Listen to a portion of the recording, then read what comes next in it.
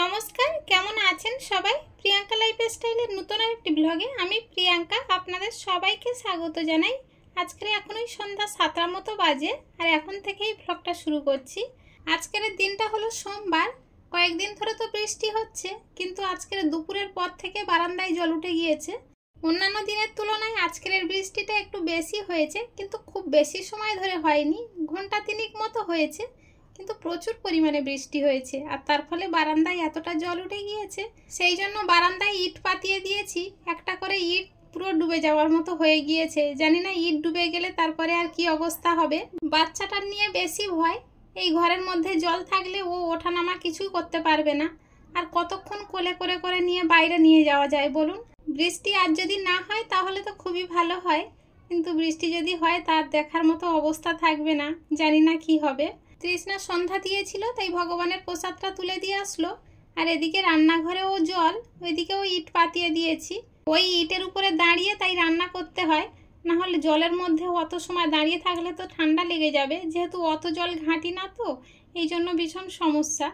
ওই জলের মধ্যে কাজ করতে গিয়ে আর ব্লগ তোলা হয়নি। তারপরের দিন ছিল মঙ্গলবার, আর এই দিনটিতে ছিল বিশ্বকর্মা পুজো। মেয়েটাকে তো ঠাকুর দেখাতে হবে, ওই জন্য নিয়ে এসেছি একটু বাজারে। আর এসেই দেখি আরতি হচ্ছে। আরতি দেখতে তো আমার ভীষণ সুন্দর লাগে। আমাদের এখানে একটা বড় বিশ্বকর্মা ঠাকুর ওঠে, সেটাই দেখার উদ্দেশ্য করে বেরিয়েছি। আর সামনেই দেখলাম বিশ্বকর্মা ঠাকুর পড়ে গেল। এখানে একটু প্রণাম জানিয়ে বড় ঠাকুরটা দেখার উদ্দেশ্যে একটু বেরিয়ে পড়লাম। কিন্তু সেই ঠাকুরটি দেখতে গেলে গাড়িতে করে একটু দূরে যেতে হবে, আর আমরাও গাড়িতে করে চলে এসেছি। এই দেখুন সেই বড় ঠাকুরটা। এটা অনেকটাই বড় ঠাকুর, ক্যামেরাতে কতটুখানি লাগছে আমি বুঝতে পারছি না। আমাদের এই এরিয়ার মধ্যে এটাই হচ্ছে সব থেকে বড় ঠাকুর। আর প্রতি বছর এই জায়গাতে বিশ্বকর্মা পুজো উপলক্ষে বড় একটা অনুষ্ঠান হয়। আজকের ওখানে মনে হয় কিছু ফাংশনের ব্যবস্থা ছিল, তাই ওখানে প্রচণ্ড ভিড়। আমরা আর ওখানে দাঁড়ালাম না। আর আমরা তিনজনে একসাথে বের হয়েছি, মানে বুঝতে পারছেন, একটু ঘোরাঘুরি করেই তারপরে বাড়িতে যাব। আর তৃষ্ণার বাবাও খুব পছন্দ করে এদিক ওদিক একটু ঘুরতে যাওয়া। আর তাছাড়া সেদিন তৃষ্ণার জুতো কেনা হয়েছিল। তৃষ্ণার বাবারও জুতোর দরকার, আমারও দরকার। তাই তৃষ্ণার বাবা বলল এসেছি যখন দুজনার জুতো কিনে নিয়ে যাই। আর আমরা তো এখন জুতোর দোকানে চলে এসেছি, কিন্তু আমি যে জুতো চয়েস করছি আমার মাম্মামের পছন্দ হচ্ছিল না। তাই বারে বারে একটা করে জুতো পরে দেখছিলাম। আসলে পায়ে মানানোর ব্যাপার তো থাকে। আর এখন পুজোর সময় প্রত্যেকটা জিনিসের দাম বেশি। আর একটা জিনিস নিয়ে গিয়ে যদি আমি আবার ফিরাতে আসি, তখন এরা কোনো পাত্তাই দেয় না, জানেন। সেই জন্য যে কোনো জিনিস পরে ভালোভাবে দেখে নিয়ে যেতে হয়, যেন দ্বিতীয়বার আর আসতে না হয়। আমি তো যে দোকানে যাই ভালোভাবে দেখে শুনেই নিয়ে আসি, কেননা আমার দ্বিতীয়বার আসার মতো সময় হয় না। আর এলেও এরা পাত্তা দেয় না, তখন নিজেরও অনেক ছোট মনে হয়। এই দুটো জুতো বের করেছি, কিন্তু এর মধ্যে সব থেকে যেন এইটা বেশি আমার পছন্দ হচ্ছিল আর পায়ে মানানসই হচ্ছিল। সবাই বলছিল হ্যাঁ এটাও মানানসই হচ্ছে, তাই ওটা নিয়ে নিলাম। কিন্তু জুতোটা একটু উঁচু হয়ে যাচ্ছে, তো আসলে হিল নয়, আমি হিল পরতে পারি না। এখনকার সিস্টেমের জুতোগুলো একটু উঁচু কিন্তু আবার সমান। জুতোটা পরে আমি একটু হেঁটে দেখছিলাম যে আমার কোনো অসুবিধা হচ্ছে কিনা। আসলে আমি এতটা উঁচু জুতো আগে পরিনি। চলুন, আমার জুতোটা তো কেনা হয়ে গিয়েছে, এবার তৃষ্ণার বাবার জুতো নেওয়ার পালা। কিন্তু ওনাকে বলছিলাম একটা কিটো নাও ভালো দেখে, উনি তা নেবে না। বলছে ঘরে তো কিটো রয়েছে, বেগার নিয়ে ফেলে রাখবো কেন, আমি তো কাজের মানুষ, কোথাও ঘুরতে যাওয়ার সময় পাই না।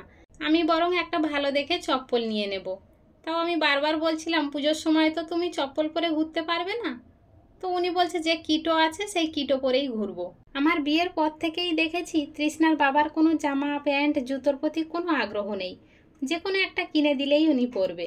আমি তো আগে দেখেছি উনি নিজে কোনো কিছু কিনে পরতো না, ওনার ভাগনা ওনার দাদারা যা দিত তাই পরতো। কিন্তু এখন আমি যা নিজে হাতে কিনে দিই সেটাই পরে। গল্পে গল্পে তো আপনাদের সঙ্গে বলাই হলো না, আপনারা নিশ্চয়ই দেখতে পেয়েছেন তৃষ্ণার বাবা চপ্পল কিনে নিয়েছে। বাড়ি গিয়ে সব কিছু খুলে দেখাবো। আমরা এখন বাড়িতে পৌঁছিয়ে গিয়েছি, এখন ধরুন রাত 8টা মতো বাজে। আর দোকান থেকে একটু মুড়িও নেওয়া হয়েছে, বাড়িতে মুড়ি ছিল না। কিন্তু এখনকার মুড়িতে প্রচুর বালি আর চাল থাকে, খাওয়া যায় না। যদি শুকনো খেতে চায় কেউ, খেতেই পারে না, দাঁতে লাগে। তাই তৃষ্ণার বাবা এখন সেগুলো চালতে বসেছে। মানে এই ঝুড়িতে করে চাললে বালিও পড়ে যায়, যা ধুলো থাকে সেটাও পড়ে যায়, আর গোটা গোটা চালগুলোও পড়ে যায়। তাই উনি ওদিকে চালছে আর আমি এদিকে কাজগুলো করছিলাম।